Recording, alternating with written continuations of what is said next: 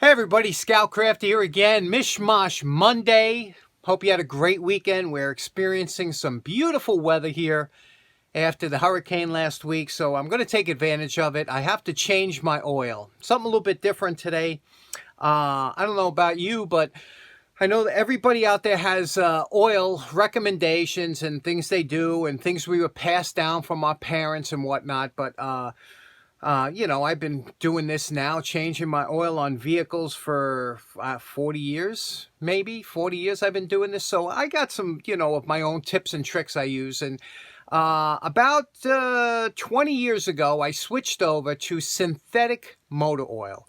And I'll tell you why I did that. Because, first of all, synthetic motor oil goes way back. It was started off in 1877. They started making synthetic parts of oil. And then about 1920s, they started perfecting it and really got into it in World War II because of the shortage of regular motor oil. Now, a lot of people don't know regular motor oil comes from, it's dug out from the earth, crude oil.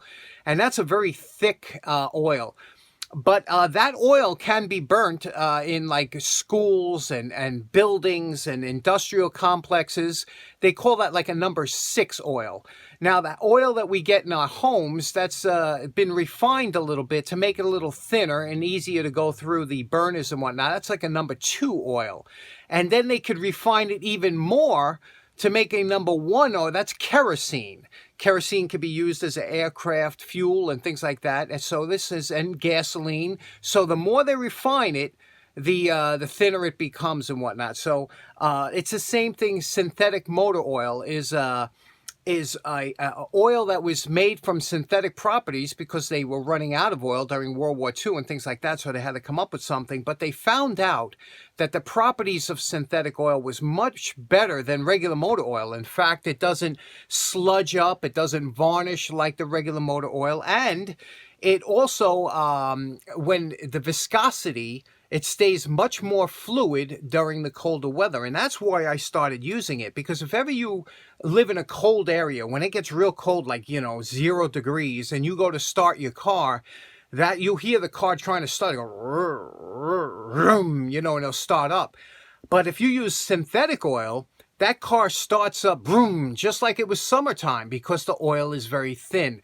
Perfect oil to use in weather like that, and it doesn't break down nowhere near like a regular conventional oil does. So you can have synthetic motor oil in your car for 15,000 miles, and the oil won't break down. The only reason they tell you to change it at 15,000 is because the contaminations, that you might incur. So let's talk about that for a bit. I'm going to change my oil. I want to show you a couple things that I do every year around this time, because I change my oil once a year now. And I do less than, 10,000 miles a year. But let me show you what we're going to do. Let's have some fun. Now, the first thing we're going to do, you can see it's a double flag Monday. It's a beautiful day. We take a minute, appreciate what a beautiful day it is. And now what we're going to do is we're going to wash our motor. And we do that once a year because we get our inspection once a year. And one thing my father taught me is that if you take care of your motor and your car and you bring it to get inspected, it's nice and clean. Mechanics love that, and they're going to, breeze through your inspection. Whereas if you bring a car that looks like garbage, they're going to look for things, So, first thing we're going to do is we're going to clean the engine. We do that once a year. Let me show you how I do that. Now, here we go. Unfortunately, this is the dirtiest my engine will ever look. And you can see here the dirt remnants and whatnot. And, the dirt on top of here. You can see it's dust because I do a lot of traveling and things like that upstate. But now we're going to hose this down. Remember, this is 12 years old, this vehicle, going on 13. So it's an old vehicle. But what we're going to use is my favorite product called Simple Green. This is fantastic stuff. It's an all-purpose cleaner. What we're going to do is we're going to hose it down, get rid of some of the dust and dirt, and then we're going to spray it with Simple Green. We're going to rub around anything we have to with a slight rag, and I'll show you what it looks like when we're done. Now that we hosed off most of the dirt in here, we're going to take this Simple Green, and you see what I'm doing? I'm spraying it all over here. We're going to spray the entire engine compartment here, and be liberal. Don't be stingy with the Simple Green. But we're going to get all this dirt out of here, okay? Then we're going to take and run a damp rag over everything. Just, you know, make sure loosen up any of the stiff dirt that's there, and give it a few minutes to soak in, and then we'll wipe everything down. You should do this anytime you have to bring your car to a mechanic or anything. It makes all the difference in the world. Also, it's good to keep your car clean, the engine compartment.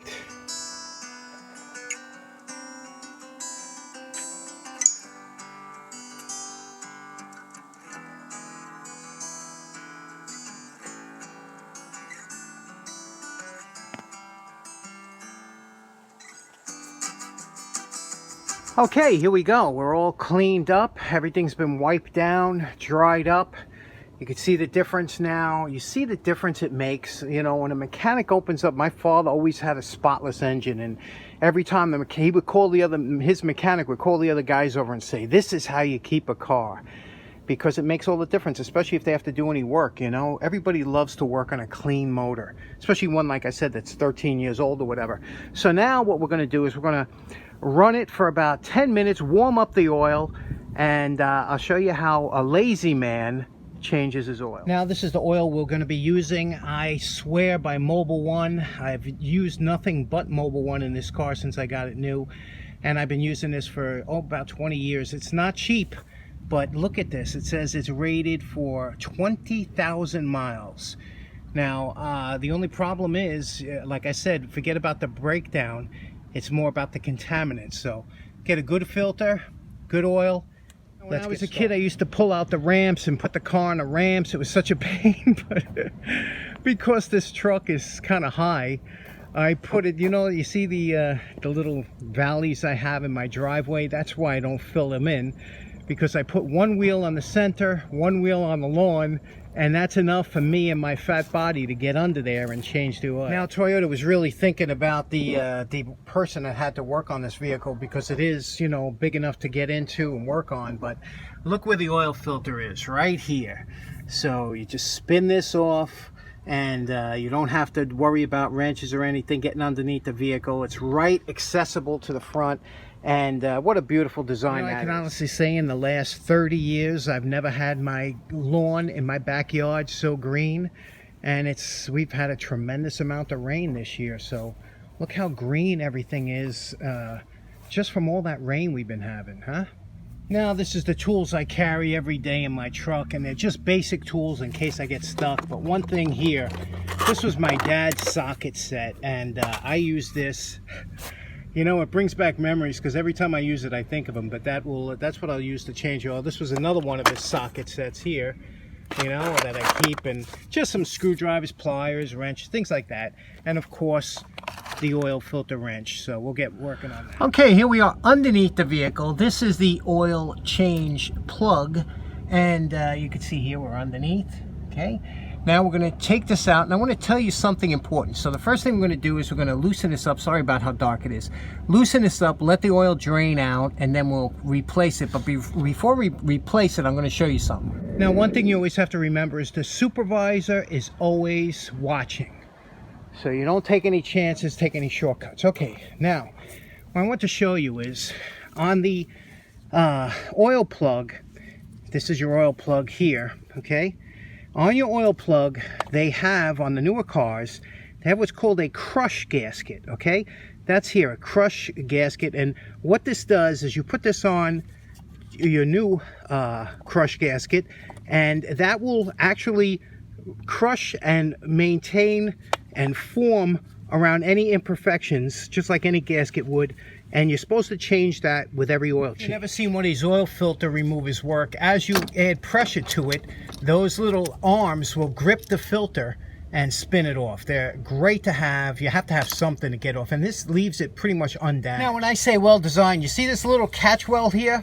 They made that specifically so that when you spin off the oil filter, there's going to be oil coming out of it, but that will catch into that little well there, so it don't spill all over your belt, your engine, things like that. So when you take your filter off, you see how it caught all the oil? Now there's a little plug underneath you pull, and that drains all that old oil out of there. Isn't that something? That little plug I was telling you about that fits on a little tube underneath here. You got to be careful, you don't want to lose that, you know.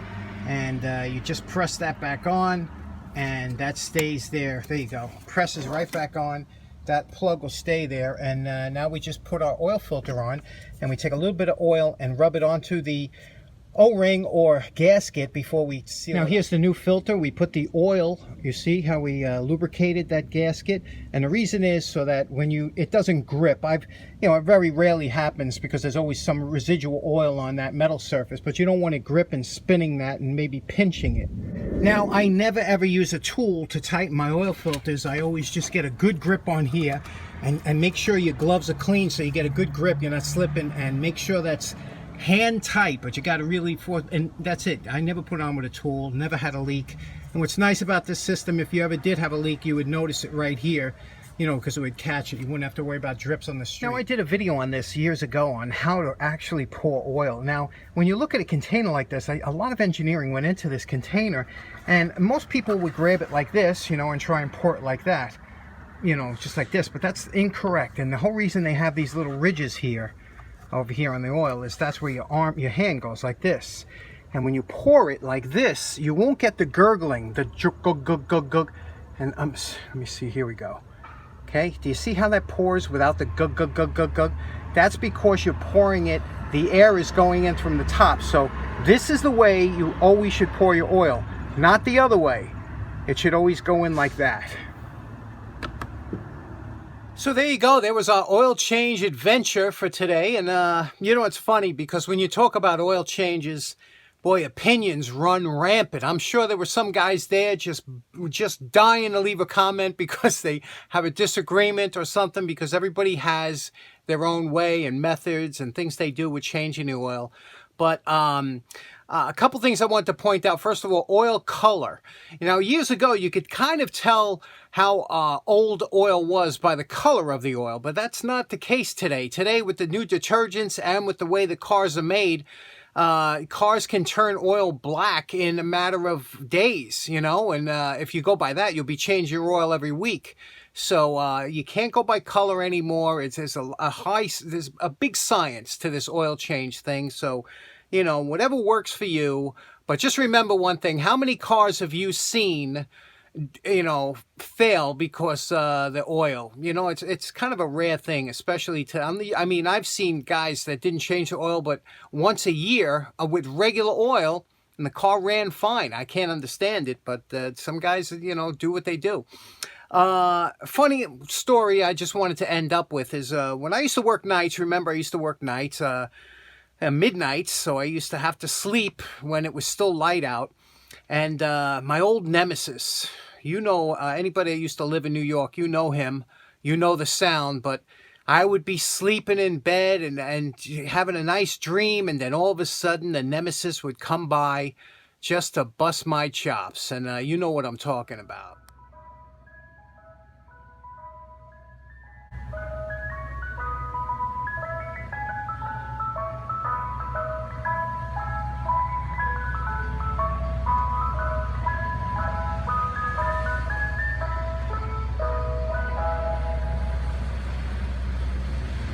So it's funny, as a kid, I used to love Mr. So when we heard the Mr. Softee, we'd be like, "Bah, Dad, Mr. So," Man, when you have to work nights and you're trying to get to sleep, that tone, once that wakes you up, you can't go back. Anyway, I hope you have a great day. Thanks so much for tuning in. Take care now. Bye-bye.